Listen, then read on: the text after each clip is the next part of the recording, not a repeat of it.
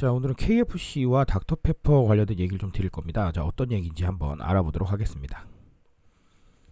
자, KFC가 닥터페퍼 제로를 판매를 한답니다. 근데 여기까지만 들어보시면 아니 뭐 KFC에서 닥터페퍼 판매하는 게 뭐 그리 대수라고 여기까지 얘기를 해 라고 생각하실 텐데 대수예요. 왜냐하면 자, 이런 이미지로 소개를 했는데요.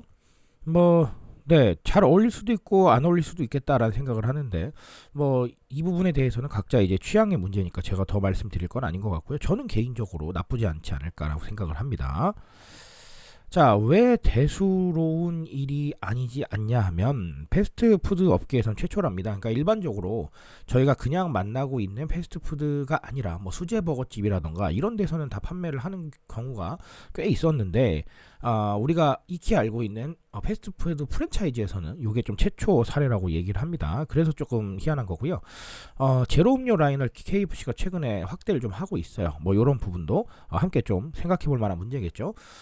제로 음료 라인을 확대하는 게 어제 오늘의 일은 아니지만 어쨌든간 계속 확대하고 있다는 건 분명히 뭔가 수요가 있다라고 볼 수가 있겠습니다. 자, 그러면 닥터페퍼 제로 KFC에서 판매하게 된 이유, 취향 소비에 대한 부분들을 일단 좀 생각을 해봤으면 좋겠습니다. 탄산음료가 굉장히 여러 가지가 있잖아요. 제로 음료도 여러 가지가 있는데 결국은 다 찾는 게 다르시잖아요. 원하는 것도 다르시고 이게 바로 취향 소비죠. 단순하게 생각하면 이런 식으로 확대하는 게 취향 소비에 적응하는 가장 직관적인 방식이긴 해요. 그래서 최근에도 보면 제로 탄산음료들이 새로운 플레이버를 출시를 한다던가 아니면 뭔가 좀 콜라보를 한다던가 이런 상황들도 굉장히 많이 우리가 목격을 할 수가 있는데요. 다 취향 소비에 대한 부분입니다.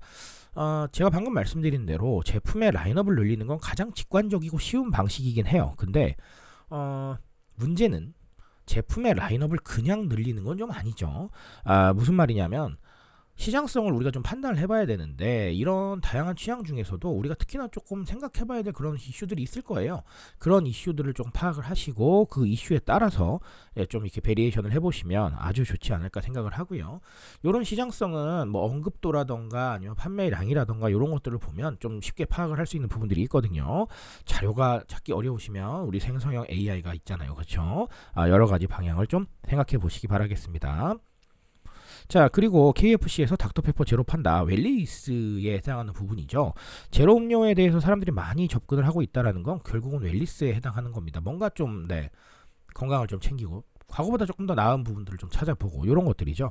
자, 근데 이 웰리스 중에서도 이 제로 음료 카테고리는 우리 헬시 플레저에 해당을 합니다. 건강한 관리, 즐거운 관리 이런 걸 뜻하는데 관리하려면 굳이 표현하자면 이런 탄산음료는 먹을 수가 없잖아요. 근데 극단적으로 제한을 하면 좀 힘드니까 이런 것들 좀 즐겁게 관리를 하기 위해서 여러 가지 방식에서 다시 찾게 되는데요.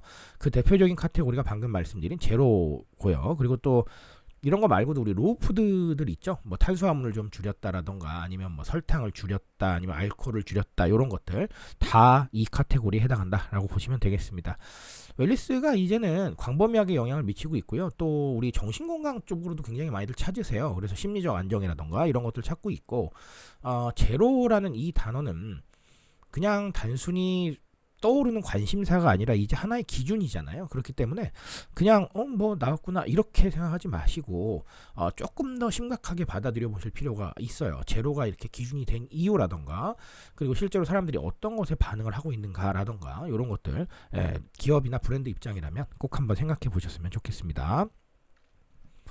자, 오늘 KFC가 닥터페퍼 제로를 판매한다는 얘기를 가지고요. 두 가지 또 간단하게 알아봤습니다. 그냥 단순하게 보면 판매인데 조금 더 뜯어보면 또 복잡한 얘기들이 들어있죠. 이런 게 바로 트렌드의 매력이고요. 실제로 이런 것들을 좀 스스로 생각해 보셔도 좋겠지만 그런 것들이 좀 어려우시면 제 유튜브나 아니면 책 참고해 주시면 아주 좋겠습니다. 자, 오늘 여기까지 말씀드리고요. 저는 조금 더 좋은 얘기로 돌아오도록 하겠습니다.